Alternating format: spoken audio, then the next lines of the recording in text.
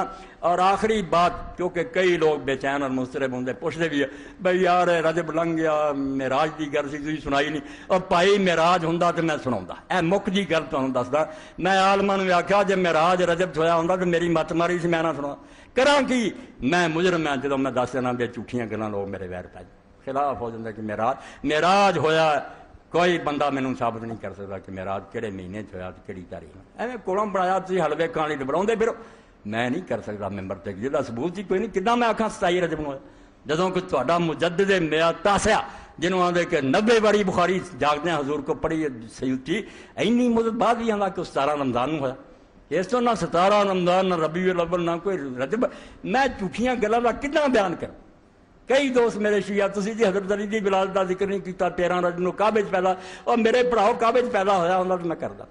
میں کی کراں؟ میں جو حق بیان کرنا کسے فرقے نوں عدم نہیں، یہ آپ اپنیاں مناونا چاہتے، میں نہیں کر سکتا بھائی۔ حضرت علی دا کعبے وچ پیدا ہونا کوئی نہیں، پاویں شاہ ولی اللہ لکھے پاویں کوئی صاحب، سب ایویں بنوٹی گلاں، کعبے چ اکو پیدا،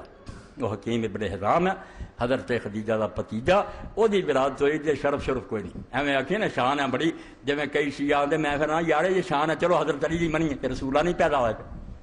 حضور نہیں پیدا ہوئے، پھر کی گل حضور کٹ گئے؟ او کہ عقل کریا کرو، چانس کہ جمعرات نوں دروازہ کھلدا سی، عورتاں اس دن زیارت لئی اندر جاندیاں سی، حکیم دی ماں بھی گئی پیدائش دا کوئی پتہ نہیں ہوندا، اوتھے بچہ پیدا ہو،